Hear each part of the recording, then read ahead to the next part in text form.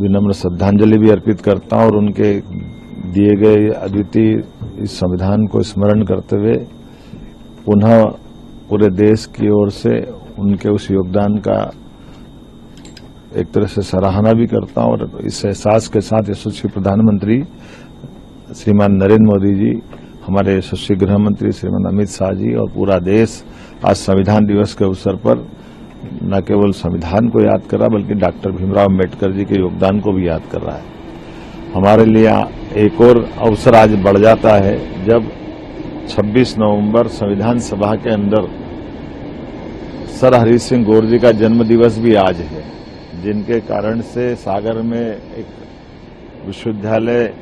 जिसके कारण से बुंदेलखंड का पूरा बेल्ट एक अलग रूप में निकल कर आया, शिक्षा की अलग जगह जिनने अपनी जीवन की सारी पूंजी दान की थी। अंबेडकर जी का भी जीवन इसी प्रकार से रहा। उनने स्वयं कष्टों के बीच में अपना मार्ग बनाया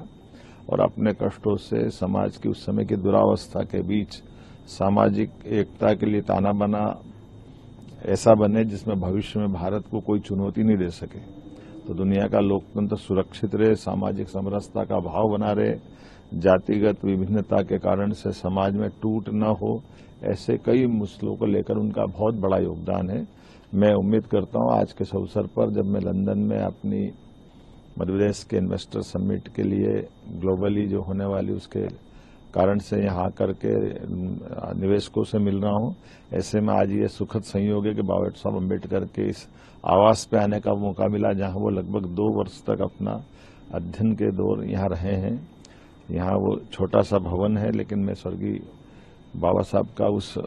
कष्ट के दौर में भी अपने अध्ययन के प्रति जो उनका लगाव है उसको स्मरण भी करता हूं और हम यशस्वी प्रधानमंत्री को धन्यवाद देते हैं जिनने बाबा साहब के एक एक ऐसे स्थानों को तीर्थ के रूप में जनता को जानने, समझने और देखने का मौका उपलब्ध करने के लिए उपलब्ध कराएं। मेरी अपनी ओर से संविधान दिवस की हमारे मित्रों के साथ, अधिकारियों के साथ हमने शपथ भी ली है और पूरे वर्ष मध्यप्रदेश सरकार